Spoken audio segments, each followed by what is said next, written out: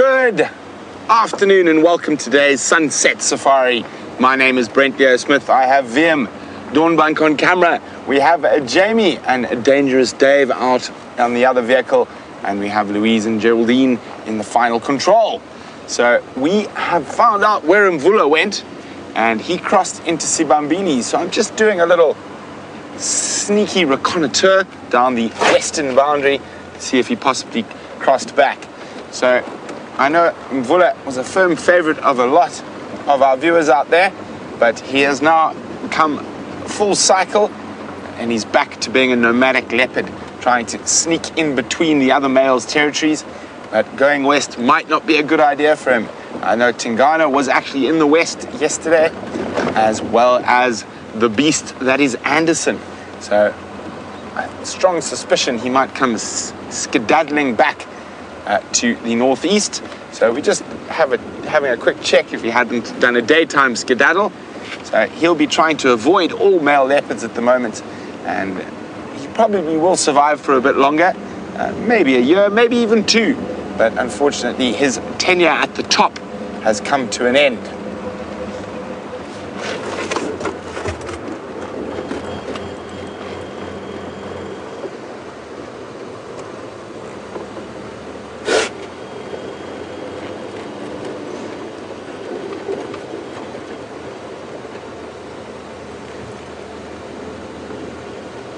So a cat in Tampa says one of her favorite sounds on the planet is 5, 4, 3, 2, 1. You are live, you are live. And we start the Sunset Safari. Well, great to have you on board, Cat.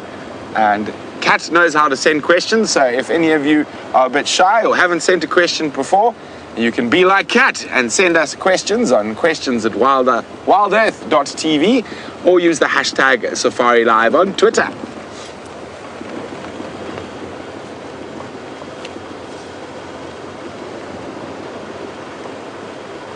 So VM and I have decided what we're going to do for this first part of the Sunset Safari. We're going on what we like to term border patrol.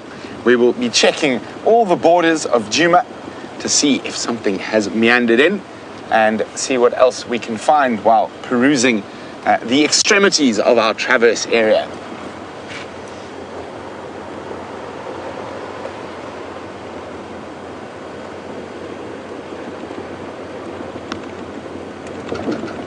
VM should do full border, Arathusa border as well. I was thinking the same thing. Oh yes, VM and I are thinking the same thing. We're going to do the full border patrol. Will we be able to complete a full border patrol before the end of the Sunset Safari? Only time will tell, and hopefully we'll have a cat or two, because it seems like going in and around the middle hasn't been working. So if we keep doing the same thing and expect a different result, we are silly people, so we're going to try something different on this Sunset Safari. And give me a second, I just need to change my radio across to the Western channel, and let's see if anyone's out and about. Afternoon mobile stations, Brent Mobile on the west. Are there any updates for Safari and down?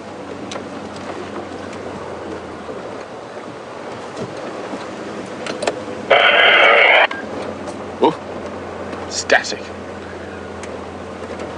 We'll have to, let's try to get some higher ground.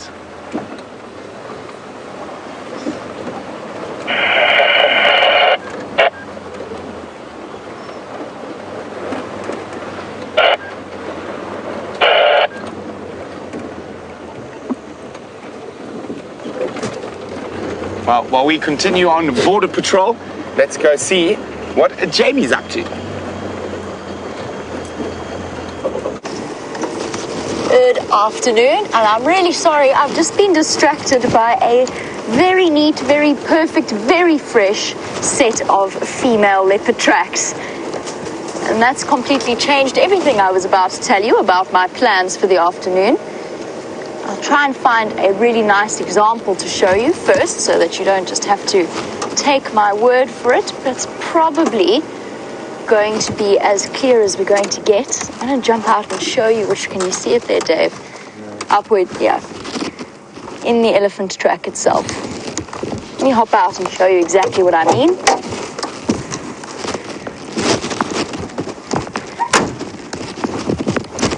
So the track itself, let me move my shadow out of it. That's not going to help you at all. Here is the little track. This is a leopard footprint.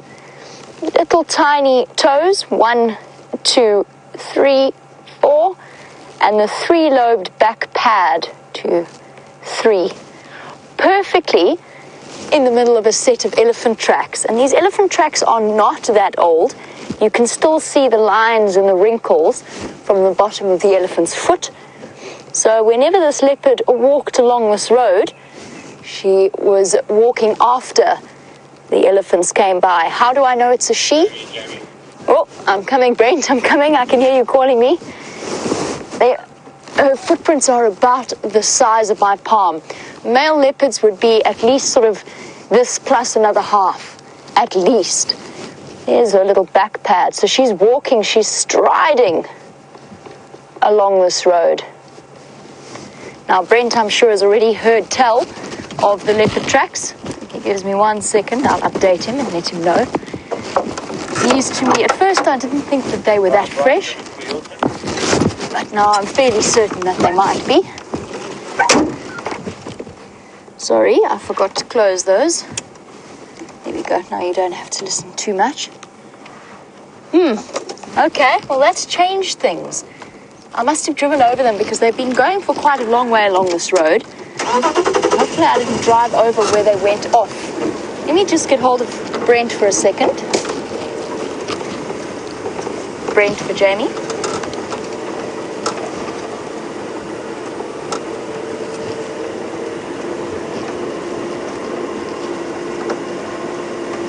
Such beautifully fresh tracks. I'm going to turn around, by the way. Oh. Just wanted to find out, oh dear, and I think I've missed him. I think he's gone onto the Arathusa Game Drive channel. I just wanted to find out if he's driven this road today, so that I can work out whether, just how fresh those tracks really are. Oh, Wendy protesting at the tight left-hand turn that we just did there.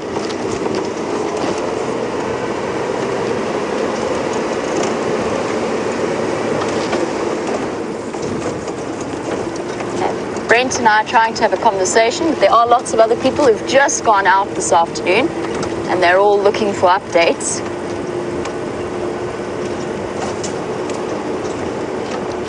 Brent, you didn't see any Nkonzo crossing main access, did you?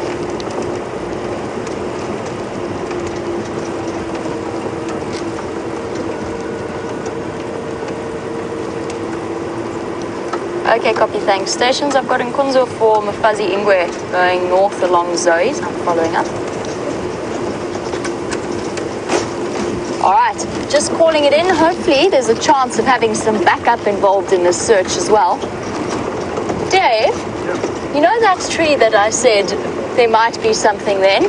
There? Check it out. Should we go back and check that I wasn't crazy?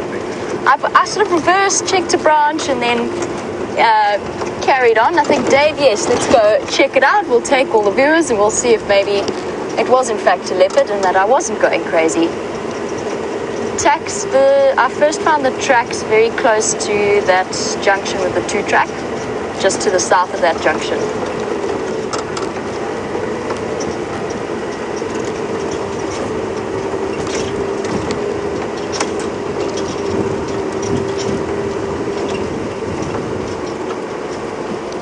Copy that, thank you.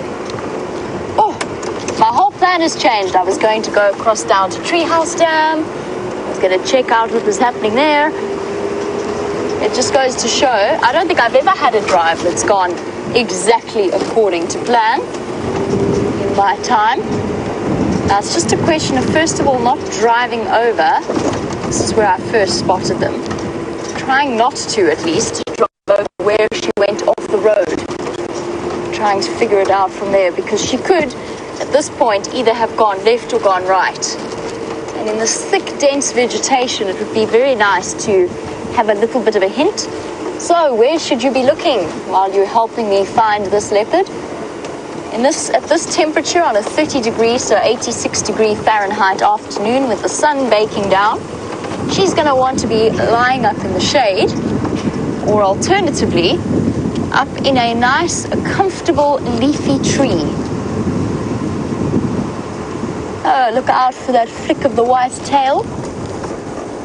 And let's see if we haven't missed her somewhere along our journey down here.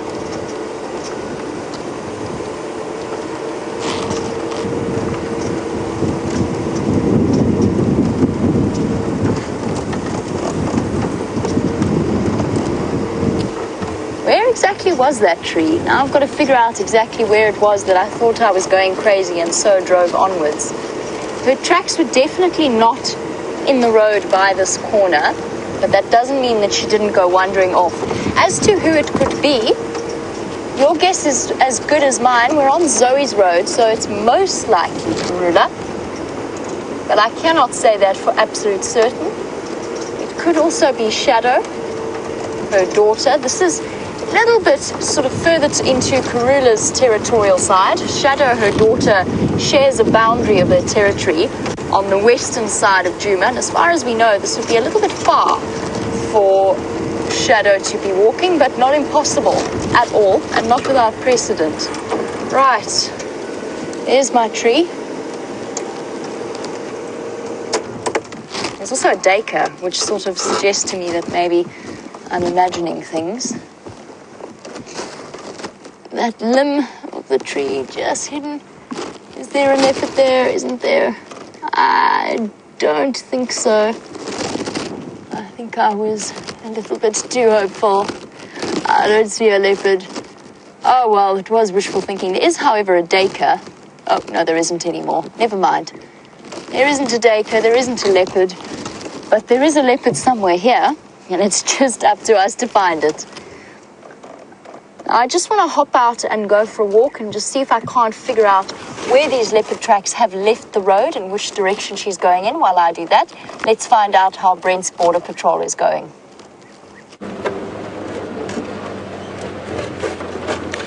So, as VM and I continue on our border patrol, we have found absolutely nothing, but we shall be endeavoring. It was very, very tempting to rush back towards female leopard tracks, but I think VM convinced me. What did you just catch? Now there's a nice bird, and it's just caught something. Ooh, interesting little bird. He's got a caterpillar. Grabbed it from right next to the road. Now, there's a perfect opportunity to test our birders out here. Now, what bird is that? Look, always remember, look very carefully around the eyes and the outer tail feathers. Look at it. And also on the wing vents. That is a big meal for a little bird. Make sure it can't escape or squirm around.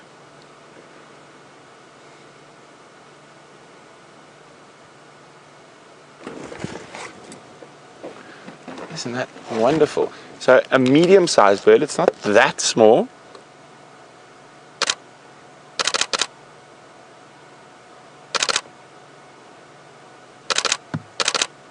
Very distinct shape,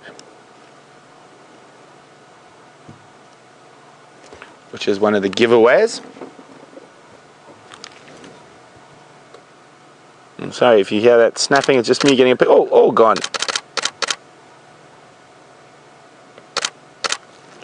Now this is actually, I think, a really tricky one, and I think might catch a few people out. Oh, just hopped around. There we go, in better light for you now. This is quite a tricky bird.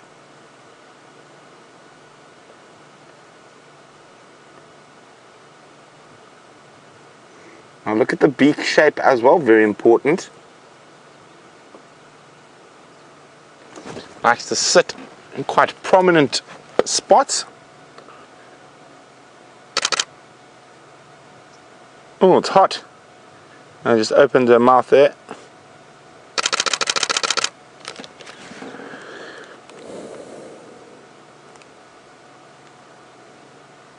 And there's some nice mottling on the chest.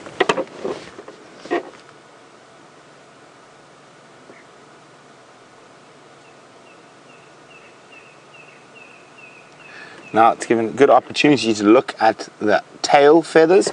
So keep a look on the outer tail feather. When bird watching, you always want to check those sort of spots for identifying features.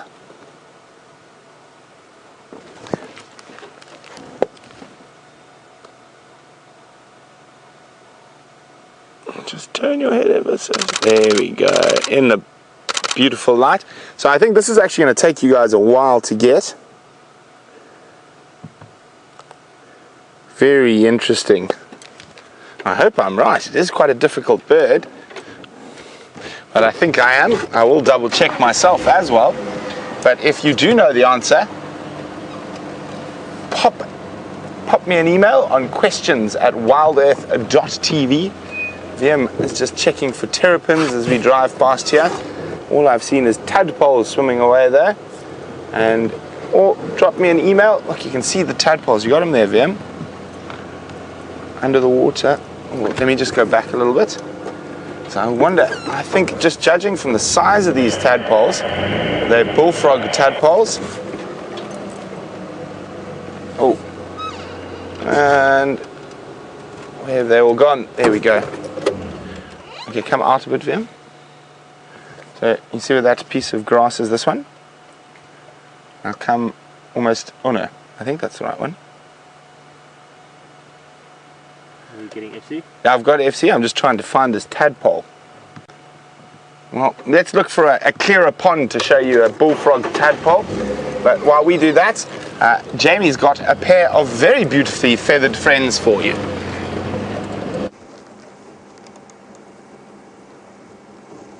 Isn't this a stunning sight?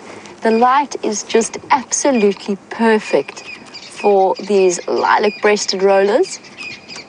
Here, one of our viewers had screenshotted them after James suggested taking screenshots and trying to count the number of colors on one lilac-breasted roller. I think that eventually the conclusion was it was about 9 different colors, but that was a matter entirely up for debate. So I'm sure some of you were quick enough to get screenshots of them. Have a look and see what you think, just how many colors there might be on a lilac-breasted roller.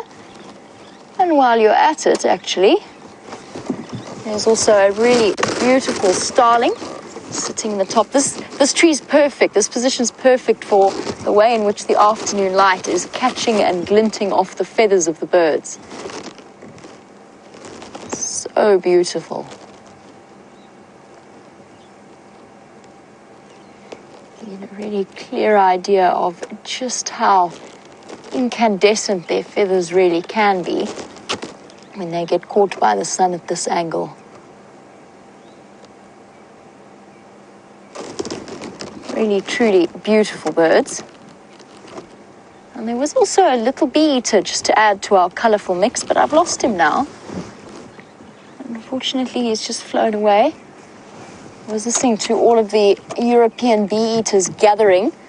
They're all getting together again. It'll be very soon that we'll start to see them flying back north on part of their migratory route. I actually can see the little bee eaters, but unfortunately they are so far away. They're sitting on the top of that dead tree right at the back there. And you're not going to get a particularly enthralling view, I'm afraid. They were closer. There you go, you can see the 2 black dots that are the little bee eaters. They are not in fact black. They are a beautiful combination of yellow and green, but definitely not close enough anymore for us to see them. One of them was sitting so nicely on our lilac-breasted roller tree before moving off. I'm still on my leopard search. Aubrey's joined in as well. He's going to be helping out along with William, his tracker. That also helps to have a couple of sets of eyes searching for the mysterious footprint lever, whoever it may be.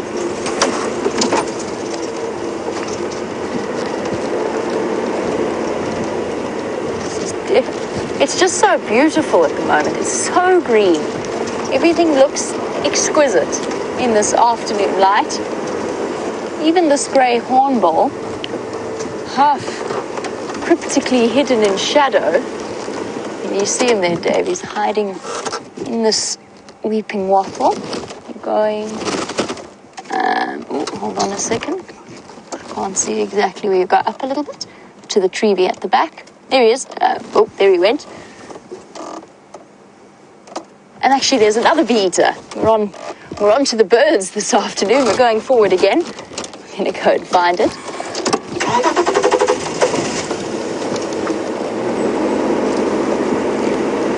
And I think the birds all really enjoying the green, the grass seeds, the number of insects about. That looks like it's a white-fronted bee eater at the top there, sitting right at the top of that big tree. No, sorry. Looks like a European. It's so bright this afternoon, I can't actually fully see. I definitely have heard the European bee eaters gathering, though. So a plethora of birds, because there's also our lilac-breasted roller just below him.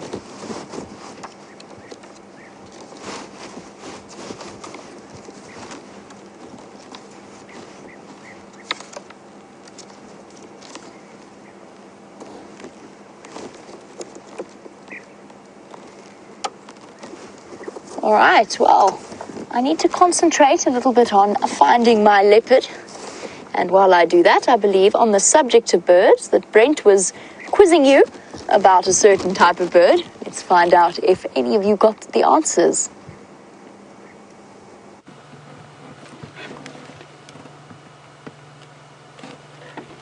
So, welcome back. Apparently there are some answers for the bird quiz while VM and I continue on our border patrol. We're now heading down the far western side of Arathusa. Not much happening just yet.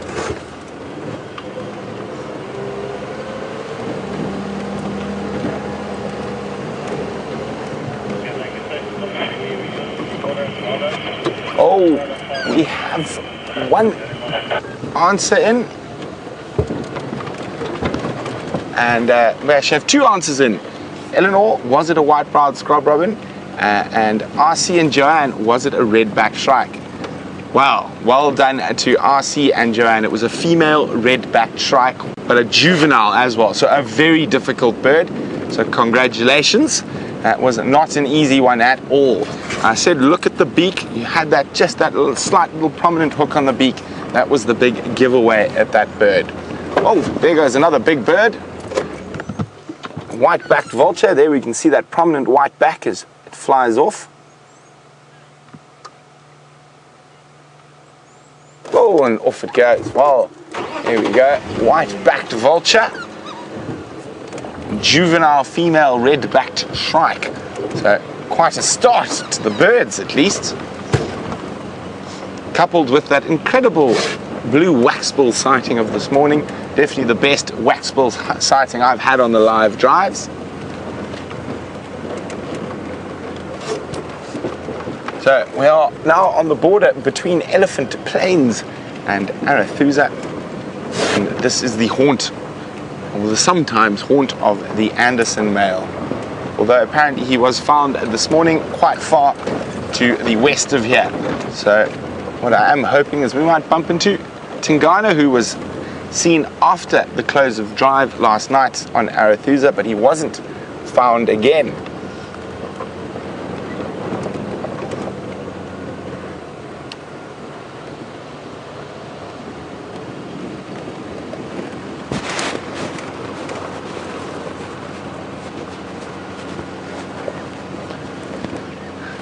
Nigel's wondering if I have any news on the wild dogs. One pack is far in the south at Sabi Sabi, and the other pack crossed into the northern area, but still to the south of our southern boundary this morning from Mala Mala. So that's the last update I've heard, and it is one of the reasons why VM and I are on boundary patrol. VM, I almost feel like we could hashtag that, hashtag boundary patrol.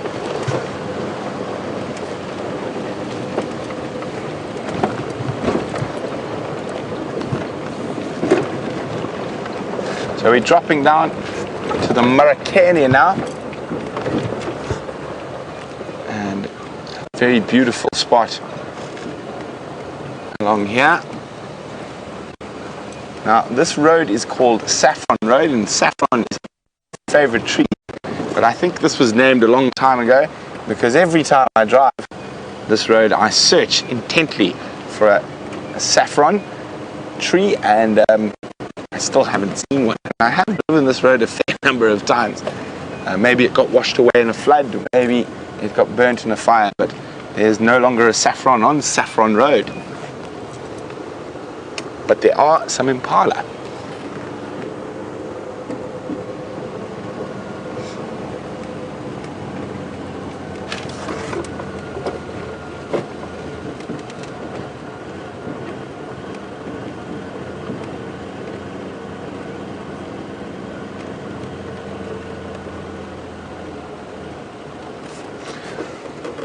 Well, Joan says, well, Brent, that's not such a difficult bird for me, as I see them in England. And Joan is referring to the red-backed shrikes that will migrate back to the northern hemisphere for our winter. Nice big herd of impala, taking advantage of the green flush on the floodplain of the Marrakech little river system.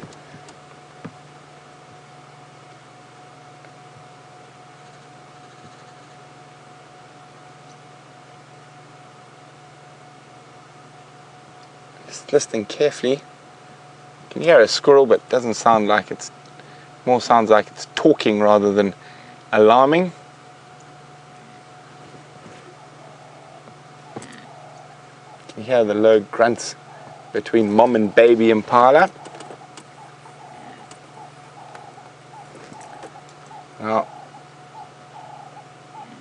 it is going to be fascinating in the next while as the rutting season commences, and those males are going to start losing condition as they charge around chasing other males away from the ladies. Now, I've often said when a herd of buffalo walks through, the sound of a herd of buffalo going bleh, bleh, bleh, is like an ice cream truck driving down the road to a small kid. Now, the sound of impala rutting is the same for a leopard. So those impala are often so distracted and running around that it makes them a much easier target for the predators. So you'll often, if you're watching a sleeping leopard who suddenly hears impala rutting, off they go to go see if they can take advantage of the male's complete single-mindedness to procreate.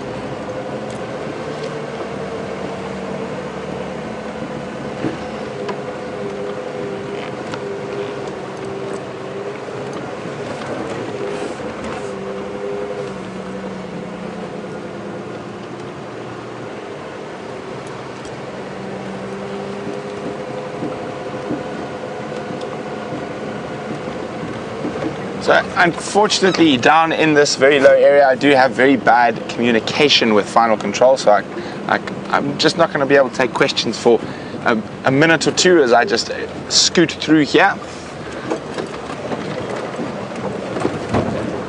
But no sign of any leopard tracks just yet.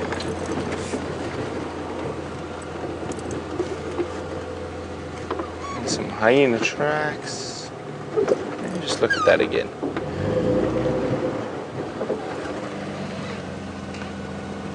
I just see footprints of a person, which means someone's been tracking something here.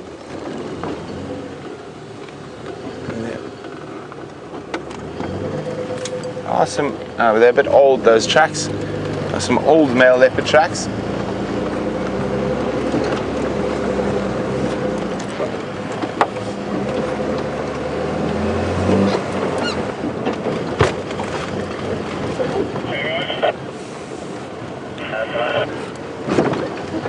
Okay.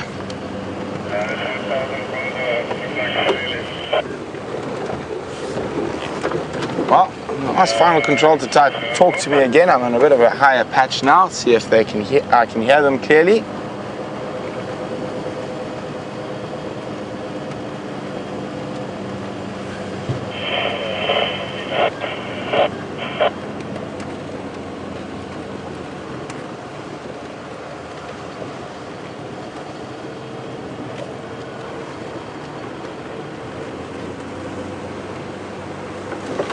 So Darlene in New Hampshire is saying, in human beings you can see the dominant foot. The step is normally shorter and the foot is placed down a little bit more, or with a little bit more venom, so the track is a little bit more defined. And wondering if we can see this in animal tracks. Not really, Darlene, because most of them are on fours. They don't have that same preference of left and right that we do. So it would be hugely to a disadvantage for a male lion to prefer swatting with his right as to his left when he's under attack. So I personally have never seen a difference in them preferring one foot to the other, apart from when there's an injury. Then it's very obvious. You can see the difference in the tracks.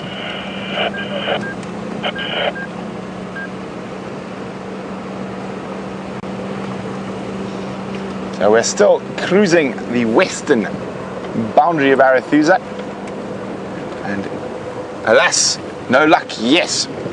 But don't worry, Border Patrol will not give up.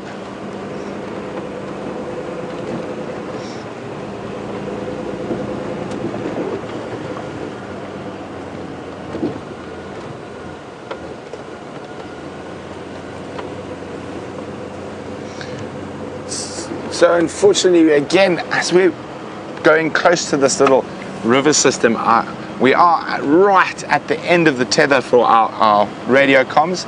So I'm going to have to wait a little bit before I can take your comments and questions. I'm going to speed up a little bit, and I do need to get out of this area around the Marrakech riverbed.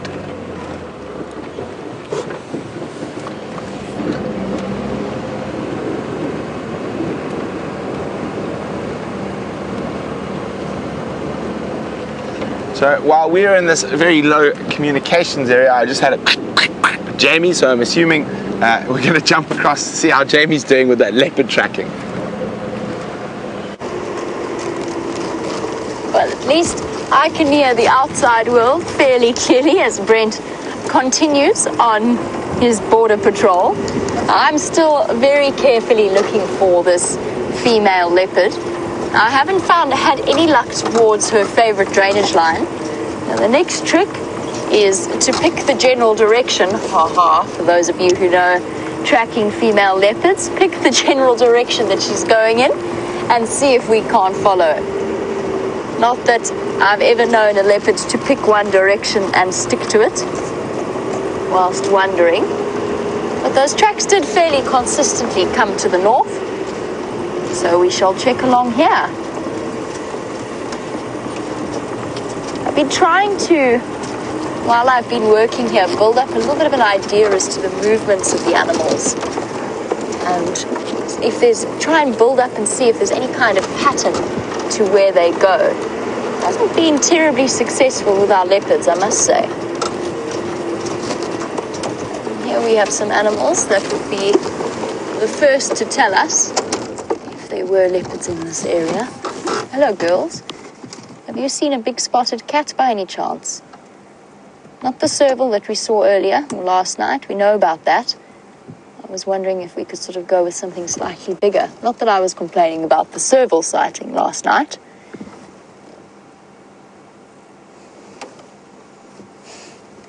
Yeah, she's now ducked behind the bush. There's also there's a youngster. There's three youngsters playing just behind where that termite mound is.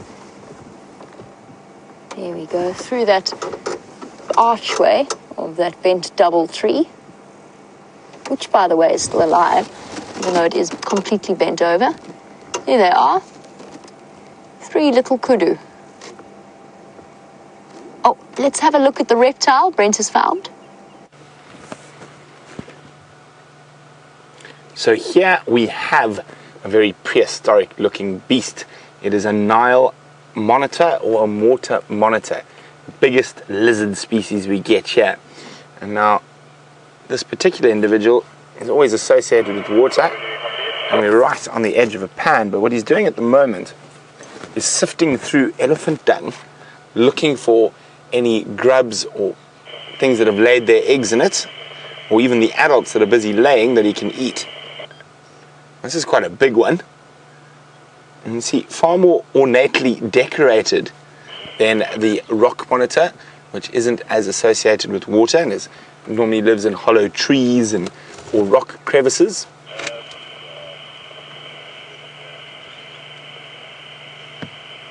Now, there are 3 monitor species in Africa. We get 2 here. And the third one, the ornate monitor, lives in the Central African rainforests. You can see there's the pan behind him. Looks like quite a relaxed one, so we're going to see if we can sneak a little bit closer.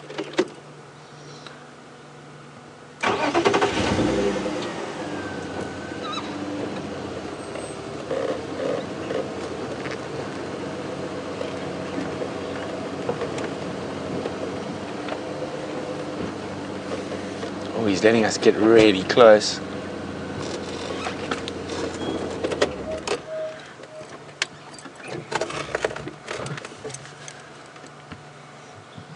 There's definitely something to be said. I do love the saying, reptilian stillness. And as soon as you watch a reptile, you get that, oh, he's getting a little bit nervous. You can see those long claws. Oh, he's fat. He's been eating very well.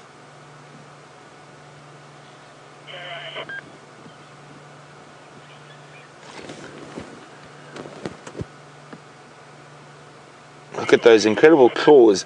They're used for digging. And these guys are big fans of crocodile eggs, as well as terrapin eggs, tortoise eggs. They love eggs in general, and those claws are able to dig them out. They also catch frogs and fish and all sorts of other things. Now this one, he's well over a meter long. It's a very big monitor lizard. And you can see where he's been sifting through that elephant dung.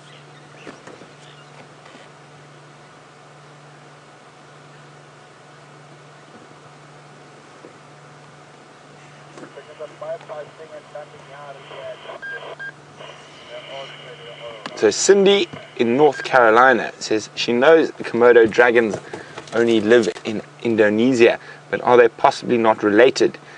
I think they are. So I'm not 100% sure, but I'm pretty sure a Komodo dragon is just a giant monitor lizard.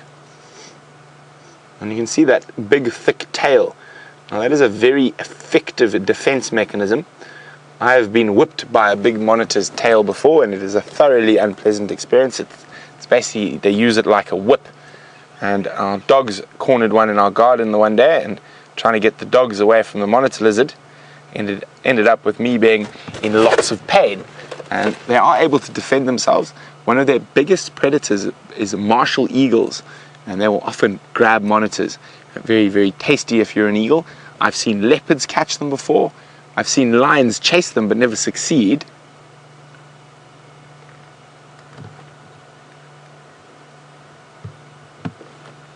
Well, Kimber's asking whether that monitor's tail is longer than its body. It most certainly is. And this is a particularly big monitor, and he's also a particularly full monitor. I almost wonder if he's found some batches of terrapin eggs recently, and that's why it's so full. Well, Jenny's wondering how big monitors get. I wouldn't say much bigger than this, Jenny. This is a particularly big one. I'd say in total they're about, a really big one's about 1.5 meters to maybe possibly 2 meters. I've never seen one that big. Biggest one I've seen is probably a little bit bigger than this, and I'd guess this one to be 1.3, 1.4 meters. Okay, well, since he's being so nice and relaxed, I'm going to try edge a little bit closer again. Now, in areas where these guys see a lot of vehicles, like river crossings and things like that, they do become extremely relaxed.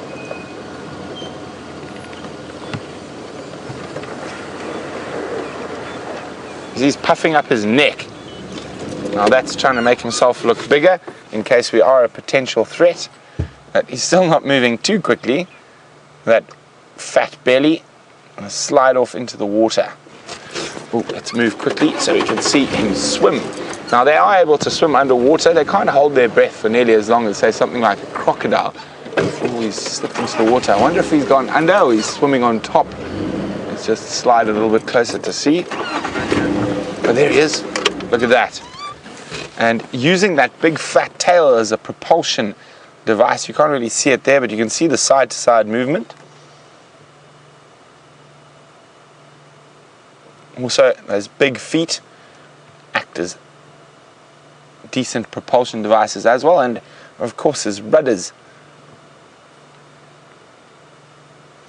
He's not very perturbed. He's not swimming at too much speed.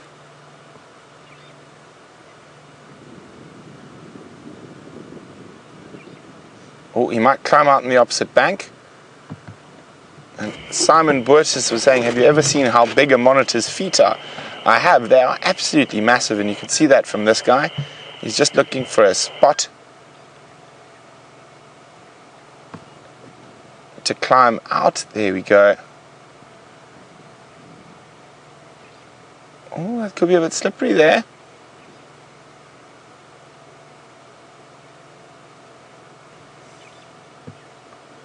You can see his tongue testing the air.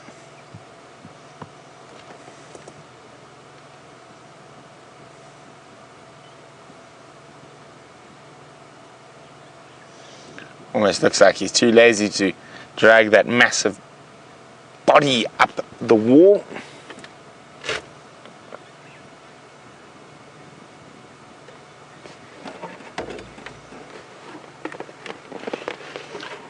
Raisa says, awesome, thanks Brent, I've never seen one this big before. Raisa, this is definitely the biggest one I've seen in the northern Sabi Sands, away from the bigger river systems.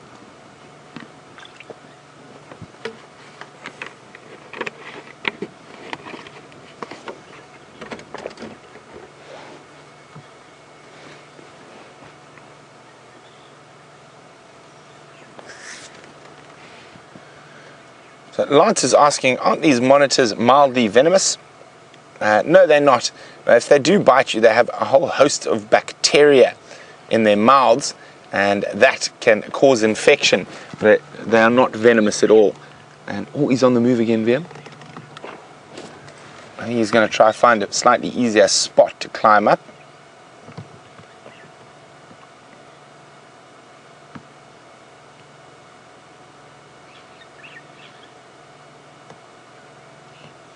Such a big belly.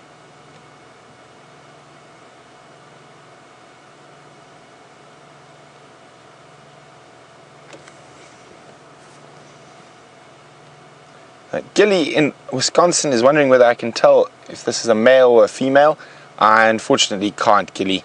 I don't know my monitors that well. It's possibly a female. In a lot of reptile species, the females are generally bigger than the males, but I'm not 100% sure whether that's the case with monitor lizards. I'll have to look that up, or you guys could look it up for me. Is the male or female monitor bigger in the Nile monitor? And if you get any feedback or answers on that, pop me an email on questions@wildearth.tv or use the hashtag SafariLive on Twitter.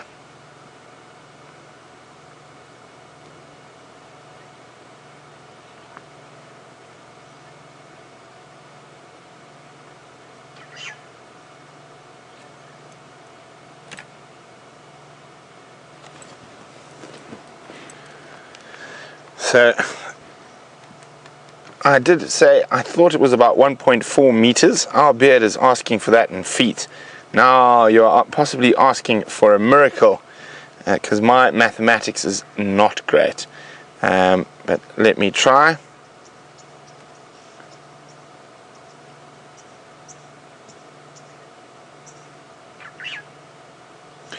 There we go. It's 4.2651 feet. Haha! I've got an app now that does all conversions for me, so I don't have to do it in my head anymore. Well, let's leave that monitor and continue on boundary patrol to see what else is about. So far, we have had impala, a Nile monitor, and a juvenile female red-backed shrike.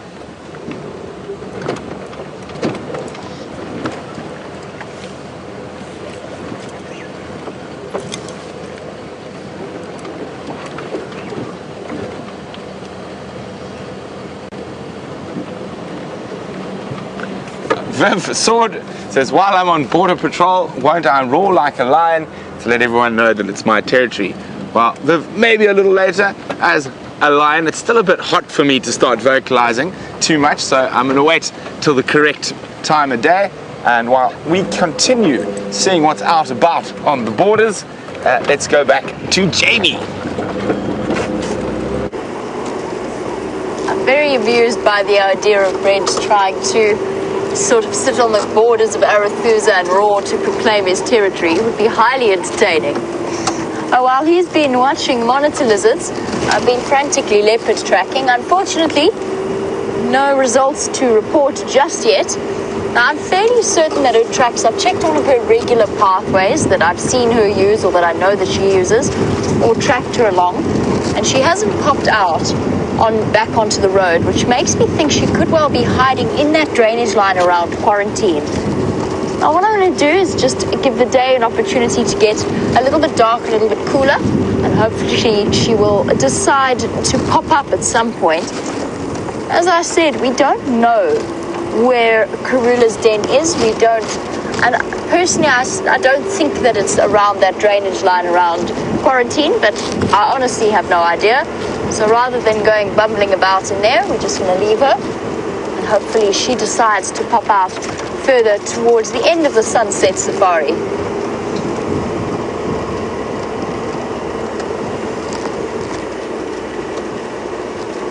I just want to check that my mic hasn't made a break for it.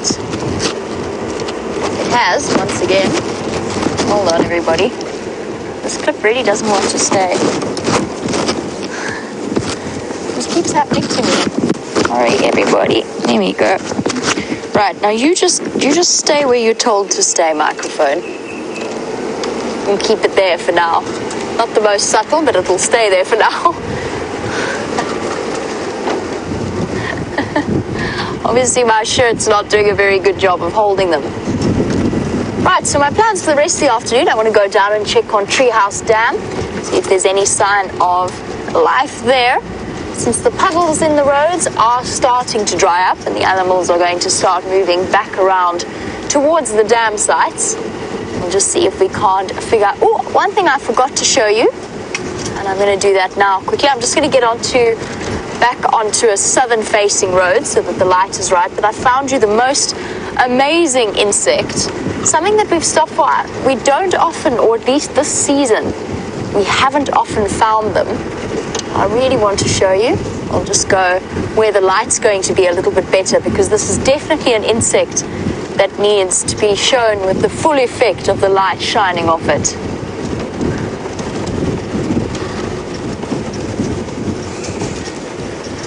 I've picked up her tracks. She's come from here. I wonder where she's been hiding all along, sneaky girl. Tracks, oh, I can tell you exactly where she's been hiding all along. She's been hiding in this Balanites tree. The tracks come out perfectly from there. She's definitely not there now, though, unless she walked backwards into it. I wonder where that leopard has gone. I will still go back towards the last tracks as it starts to get a bit cooler. Hopefully she does decide to emerge.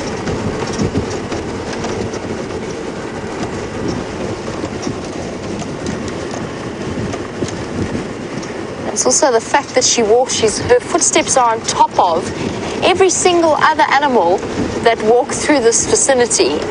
Tells me that she was doing exactly what leopards are not supposed to do, according to the textbook, but something that we see them doing on a very regular basis, and that's walking about in the middle of the day.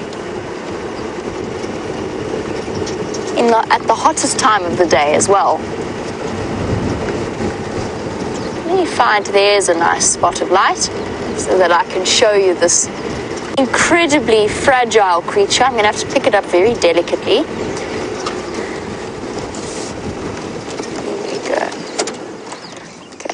Just scoop it up now. Now the poor thing is reaching the end of its lifespan.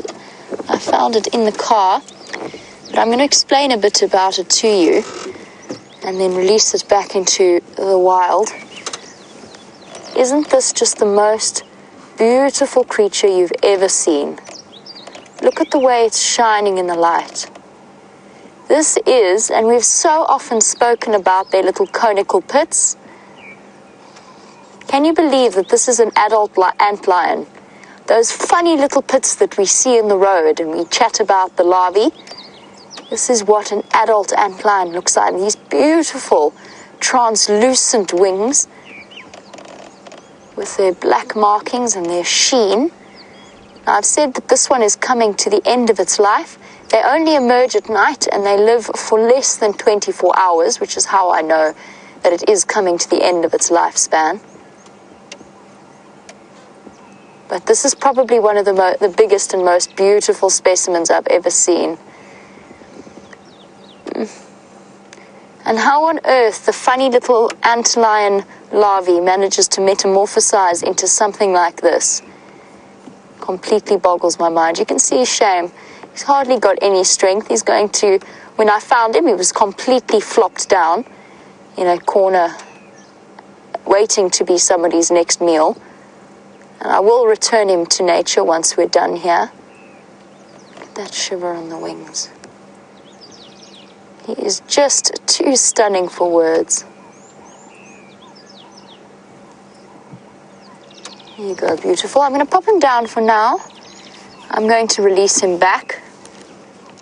Shame, he doesn't even have any strength left to hold its wings open. And I'm going to show you which I should have prepped earlier, sorry, but I'm going to show you exactly what the youngsters look like, just so you can see why I'm so amazed by this particular animal.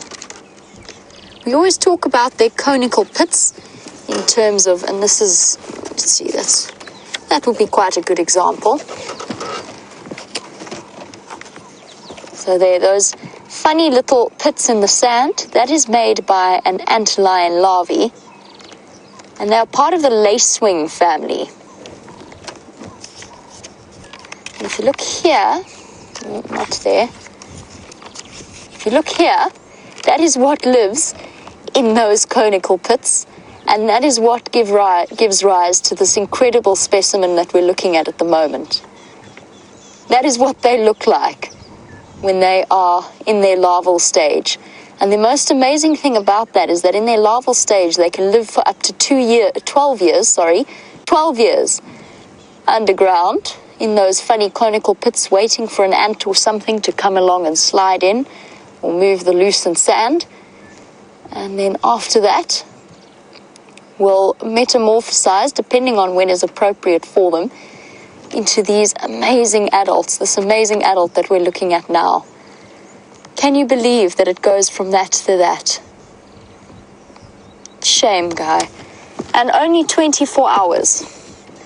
12 years, potentially, not always, but sometimes 12 years to go from that to that. And this stage lasts a day. One day in which to reproduce. And this little guy would have come out at last night. That's when they emerge. And is now finished with its purpose, hopefully found a mate in order to reproduce. Okay, I wanted to just show you that. I nearly forgot about it. I'm going to put him somewhere where he can live out the rest of its days in peace. They can spend, it can be anywhere, their larval stage can last anywhere from a couple of months to up to a year, or up to 12 years, depending on the species and depending on the amount of food that it's managed to gather. But it is really sad, isn't it, that they do that all for just one day of flight. Look at the shimmer of this wing. They are beautiful. All right, little guy. We're going to go put you where you will provide a nice meal for somebody else to come and catch. I can't do anything for him. It is the end of his lifespan. So I'm going to put him here where he belongs and where he will live out the rest of his time. And we wish him all the best, but unfortunately with the knowledge that life can be incredibly beautiful out here and incredibly cruel. that something that magnificent has only got such a short, limited span of time in which to be able to enjoy the night sky. I'll stop and find some of the conical pits for you, and I'll be able to show you exactly what I mean when I talk about them. You'll know them if you see them. Good luck, beautiful antline.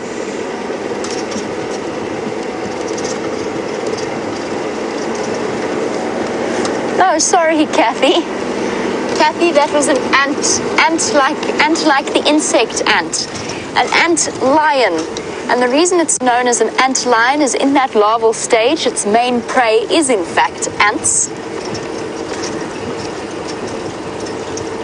Sorry, I'm just listening to the Game Drive channel. Okay. Thought it might be an update on Karula's whereabouts. So the ant lion, one of the members of the small five, and named because, as I said, it is like the lion of the ant world. It waits to trap them in very thin, conical-like pits, and it digs them down at this precise angle that if they were any steeper, the sand would slide in, but they get that exactly right in order to, as soon as there's just the slightest movement around them, the ant or whatever else is wandering around will slide in, and the antlion larvae will come out with those incredibly powerful mandibles and catch them and drag them struggling and kicking back underground. And it catches as many as possible in order to build up the energy necessary for that metamorphosis. Now, Paul, although that antlion is absolutely beautiful with long, solid wings, they're actually relatively fragile things. You were wondering how far might an antlion fly? And to the best of my knowledge, I don't think it will cover much more than a kilometer or so. Maybe a bit more, let's say 2 kilometers, just over half a mile. Or, sorry, just over a kilometer, just over a mile. Oh, Brent's got an animal we hardly ever see. Look at this, something we have not seen in a while. Not 1, not 2, not 3, but 4 side-striped jackal. So there we go, that's a little pup. So 2 pups and mom and dad. So I can only see 1 adult. So actually, I apologize, it's 3 pups and 1 of the adults. I'm pretty sure the other adult will be around somewhere. And not only that, we've got a family of warthogs as well on the edge of the southern edge of the Arathusa airstrip. So boundary patrol is produced yet again.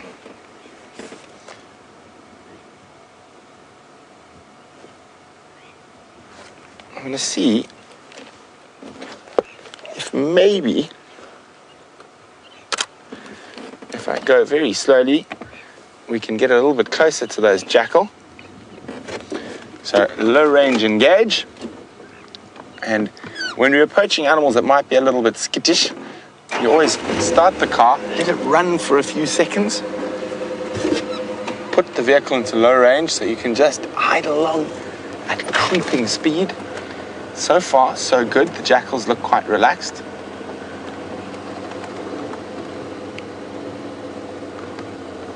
Isn't this awesome? I haven't seen jackal in so long.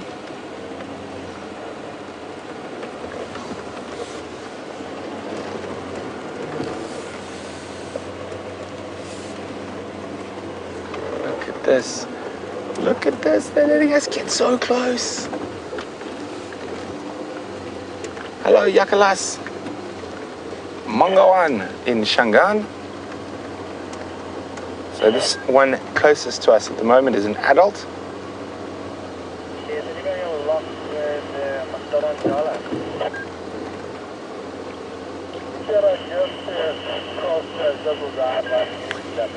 There we go. Hello, little side stripe.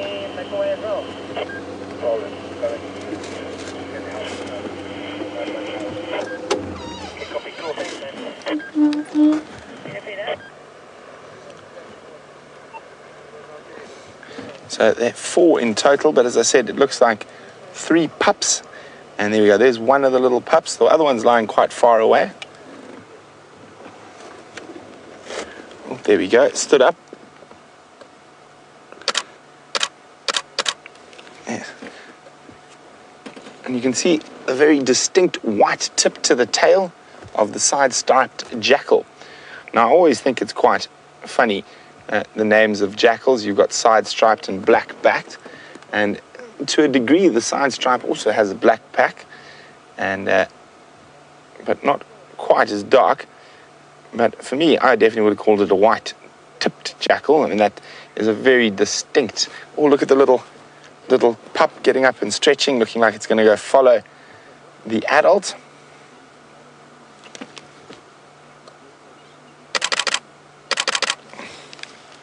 So, interesting thing about the side-striped jackal, as opposed to the back-backed jackal, they are far more omnivorous and will feed off a host of different things. Now, when I was doing a bit of game capture in Zambia, I was trying to catch some jackal to relocate them to an island in Lake Kariba.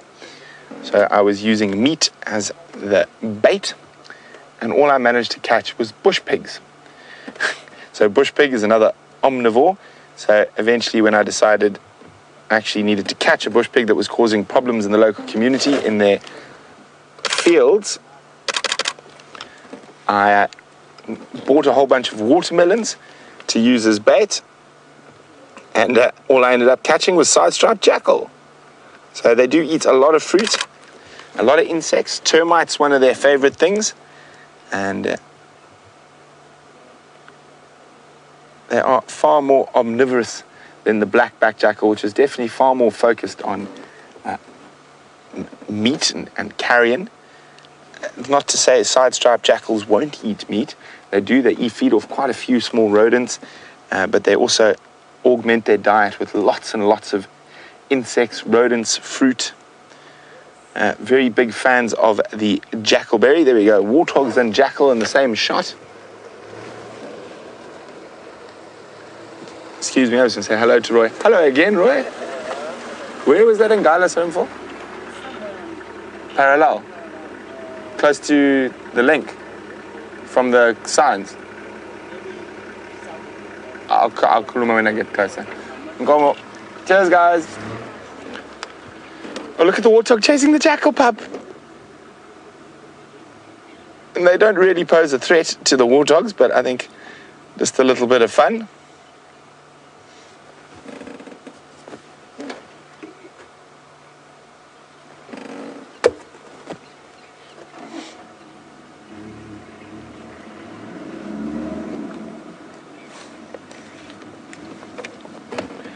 Shaitani would like to know whether they're a pack or is there a unique collective term for jackals. Oh, watch that warthog coming in again. Might chase the jackal again, the big warthog there. They're not a pack, they're a pair. So they live in pairs. So once those pups are a bit older, they'll be chased off by the adults. And they will be forced to go find their own territories. But great to see some young side-striped jackals. Hopefully their population will, well, this one's doubled already. Look at that. Baby pig. And side-striped jackal almost nose to nose for a second there. And the jackal was the one who chickened out, not the pig. I said, quite different to... Watch that little pig again, Vim. He's going for the next jackal lying down. Oh, here we go. Taking its cue from Mom. Well, if Mom can chase some jackals, so can I.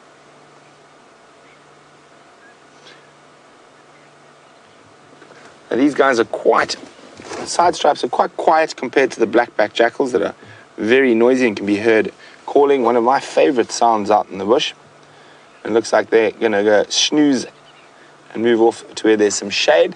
But isn't that amazing? Nice to catch up with the side-striped jackal family.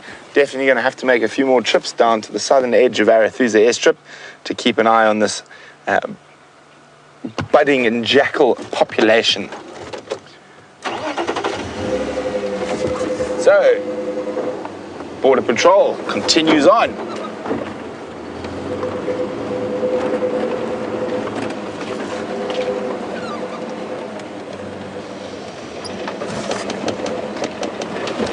Jeffrey in Texas would like to know whether jackals can breed with domestic dogs. I think they're a little bit too far apart, Jeffrey, to be honest. I don't think they can. If they did, it would probably produce a sterile offspring that wouldn't be able to breed again. So probably they could. I mean, you can force most species, like you can force a lion to mate with a tiger. I'm not saying it's a good thing. You could probably force a domestic dog and a jackal to mate, but they probably would not create viable offspring. So therefore, they are a different species. So the interesting thing is wolves can. So wolves are far much more closely related to domestic dogs than a jackal.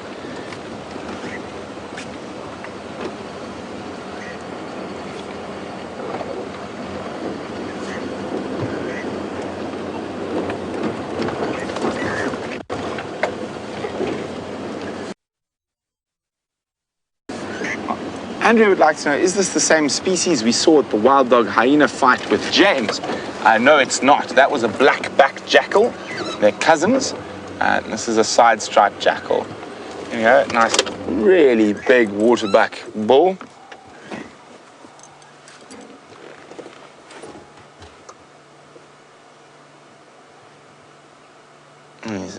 He's listening to what we're saying, and there we can see that very distinct circle on his bottom, a following mechanism.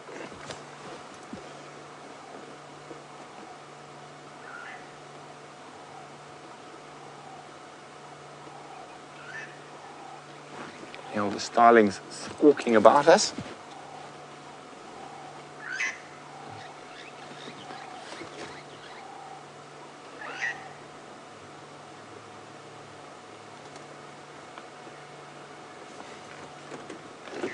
Well, Darlene in New Hampshire says, thank you, Wild Earth and Brent. She's been waiting to see a jackal since she started watching in December. Well, Darlene, it is our absolute pleasure. I'm glad you got to see it. Now we just need to find the next jackal species.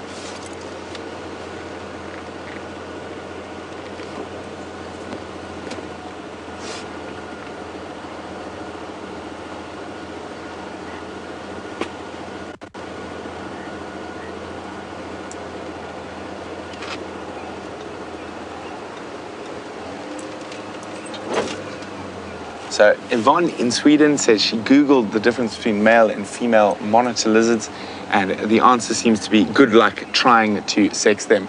So I think with most reptiles, like with crocodiles, you actually have to put a finger up the nether regions to sex them.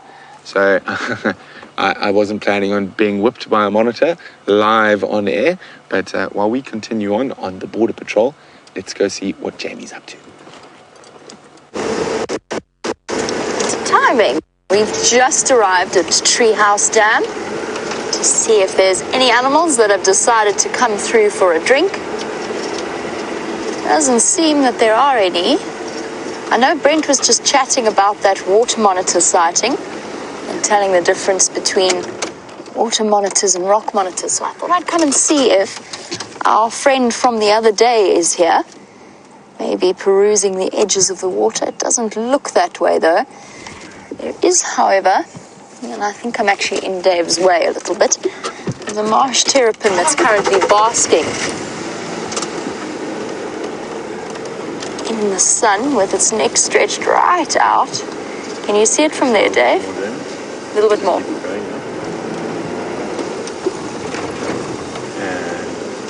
Oh, no, there he goes. They're quite tricky to sneak up on when they want to be. But you got to see his tail, which you really don't often get to see with terrapins. Now let us do, might be a bit tricky with the sun glinting off the water. I was about to suggest doing a head count of all the terrapin, but as I suggested it, they've all gone underwater. Except our one, who's popped his head right back up again. There were at least 10 when we drove up to this dam. It's amazing how terrapins suddenly emerge, considering this place was dry Just think back to that wild dog sighting, or a couple of wild dog sightings that we've had around Treehouse Dam, and how they were living or spending a lot of time lying up in those big ditches that the elephants had dug into the mud in order to get to water. Hard to believe that this is the same place. The one nice thing about Treehouse Dam is that it is actually a dam through which a lot of natural underground water terminates.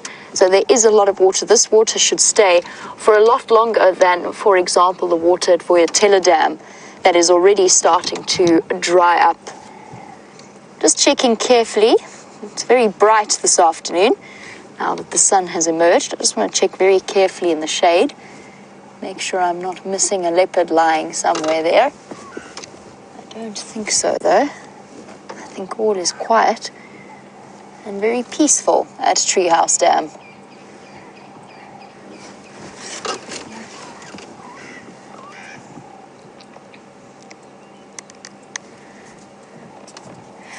Now, this is Sword.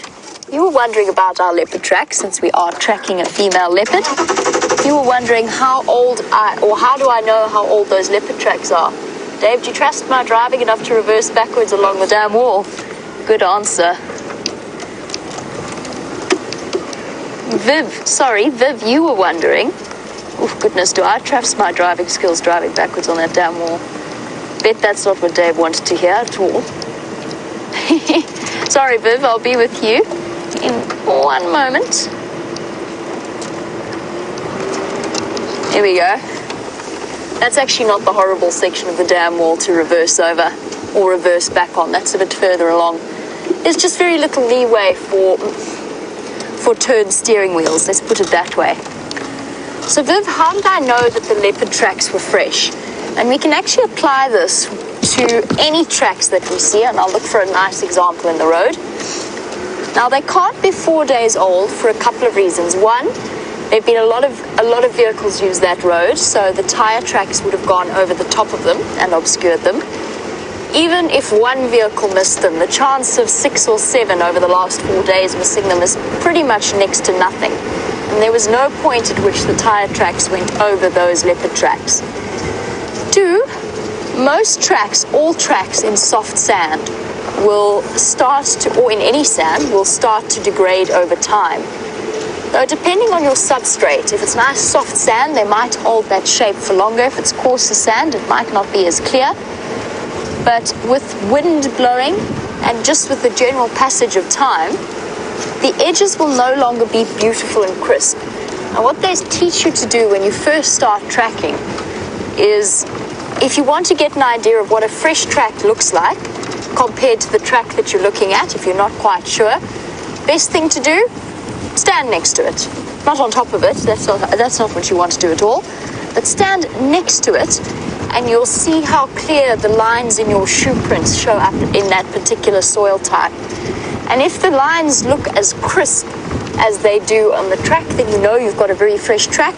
If your track looks slightly smudged, then you know that you're going to be dealing with something else. And I think the best way for me to demonstrate this is to try and find a spot where my vehicle's not blocking out the light completely. Dave, I'm going to go stand in that tire track there. Thank you. And I'll show you exactly what I mean.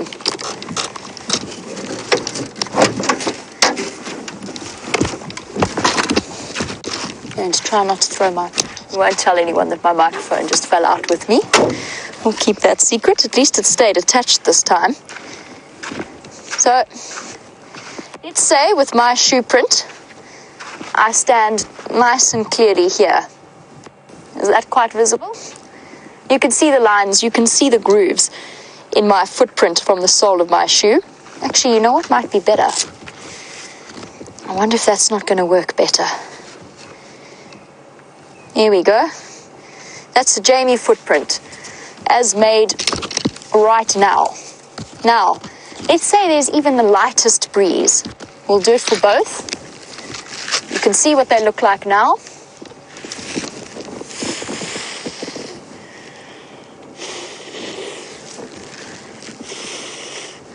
You sort of see how obscured the lines get.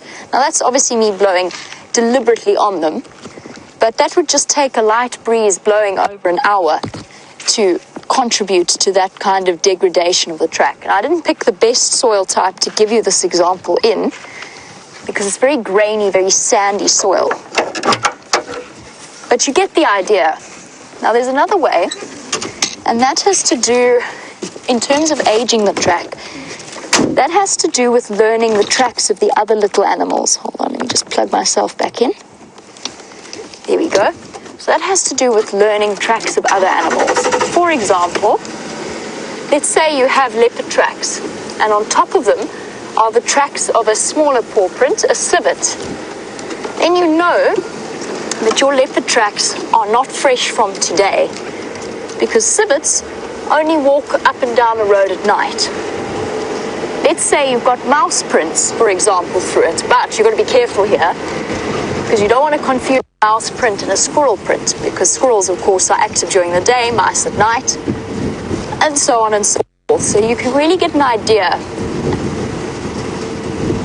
Antline pits, antline the cone pits, when an animal steps on top of them, it flattens the sand, but within an hour or two, that antline will have excavated again. So if you find an antline pit in a track, then it's a good example of a track that is at least 2 hours old. And the best way to learn what a fresh track looks like is every time you see an animal walking down a road on different substrates, you stop and you have a look at the footprint that it leaves. And by doing that for every day for a number of years, twice a day sometimes, you really start to build up a picture in your head of what a fresh track looks like in certain settings and what it doesn't. And it's a matter of practice, and sometimes we don't always get it right.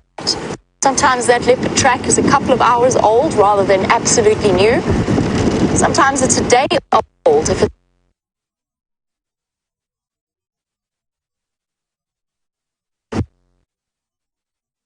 we know when we've driven.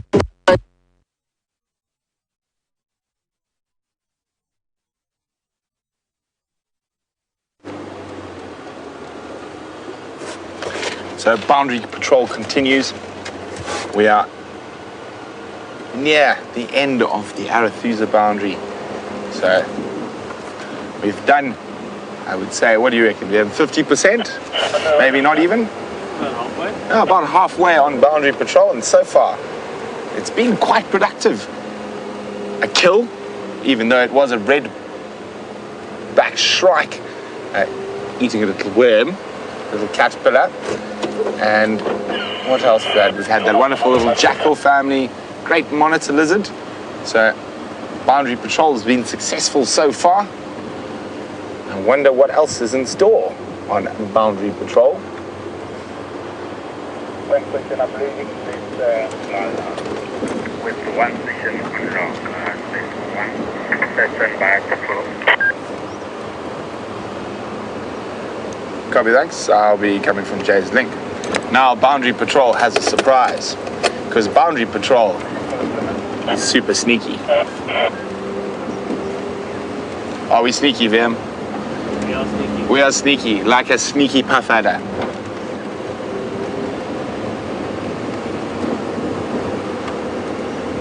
Wonder what it could be. But boundary patrol will finish its mission to complete the boundary at some point. But for the moment, we're going to take a deviation off the boundary. Not far, just a little deviation. I think no more than 200 meters from the boundary. Before we head back towards the boundary, we've got something to show you guys. What could it be? There we go. Sorry, I just got to wave at everyone as they go past. Hello, everyone. Ninja nu. Bye, Lungi Limfo.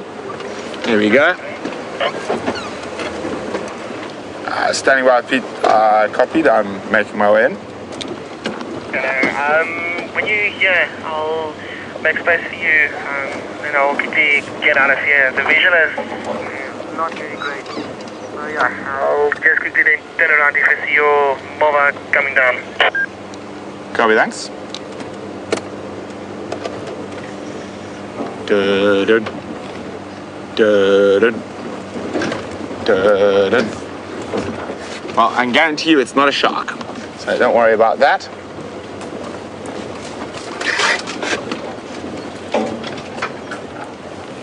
Now, strange enough, mentioning sharks, there's a place that Jamie and I visited quite recently called Crook's Corner, which is on the border of Mozambique, South Africa, and Zimbabwe. And it is on the Limpopo, the junction of the Limpopo and Luvuvu rivers. Now, before the Masingia Dam was built, there was a gentleman who was fishing there, expecting possibly to catch some big catfish, maybe a tiger fish, maybe a tilapia. But I guarantee you, he wasn't expecting to catch what we call a Zambezi shark, which is in the rest of the world known as a bull shark. And that's about 300 kilometers inland. We do know bull sharks do go very far inland, but that is in the Greater Kruger National Park. One has been caught. Let me just move out of the way here.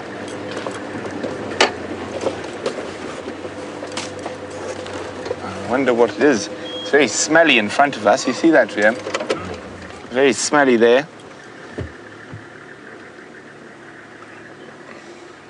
There's a retired buffalo there. The retired buffalo that the Birmingham boys killed, and when we were last here, we had all 5 Birminghams. So what could be interested in such, there's a very pungent smell that just, the wind just changed direction. But what could be interested in a buffalo carcass this old and this smelly? Could it be vultures? Could it be a hyena? Who knows what's still here? How's it, Pete? How are you doing? Very good, thanks. Hello, everyone. How are you guys doing? Have fun? Okay, so let's go see what mystery animal is behind the bush.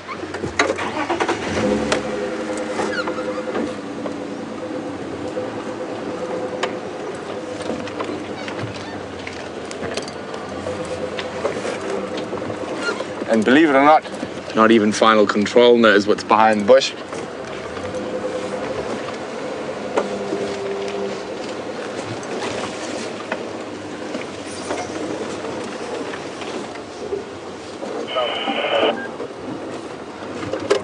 Is that okay? Or forward, Vim? That's fine.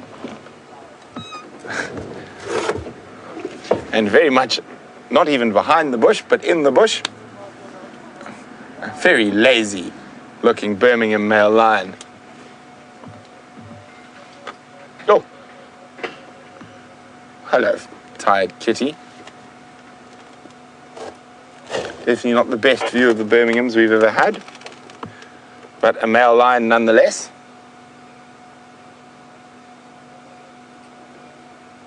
I wonder, it does look like it could be the limpy one.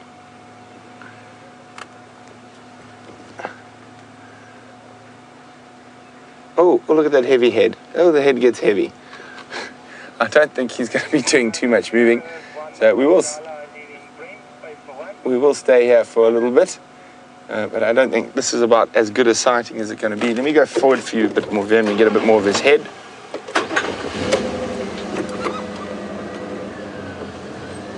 There we go. How's that? Get some teeth. I think that's about all we're going to see. I've got a teeth.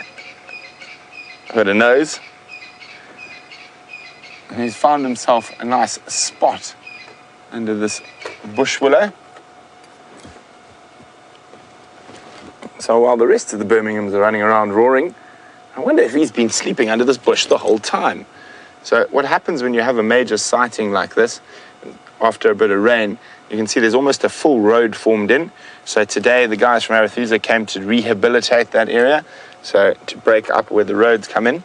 And as they were walking in to fix the road, a lion stood up. So they didn't close the road, they reopened it, so we could see Mr. Birmingham. But I think he's gonna, you can see how hot he is. He's still got quite a full belly. He could just be a jealous male lion trying to stop a hyena even feasting off that very decrepit corpse of a buffalo.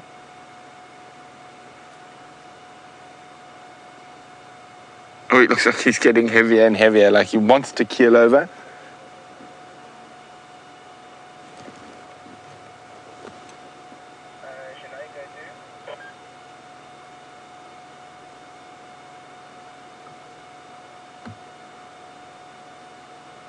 So there's water close by.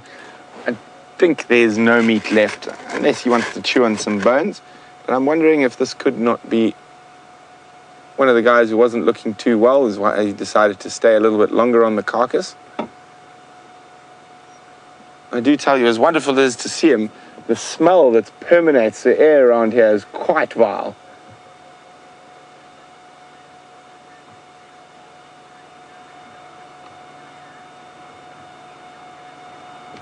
Well, Diane heard me say Ngala on the radio. Oh, Diane, I could have been asking where had the Ngala gone.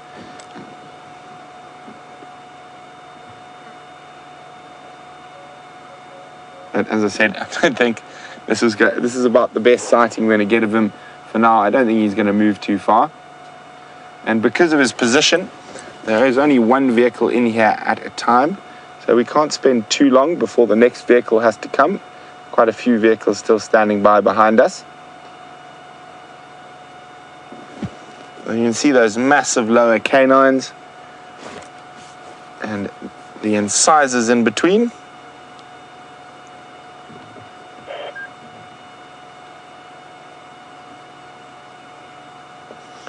Doing what lions do best: sleep.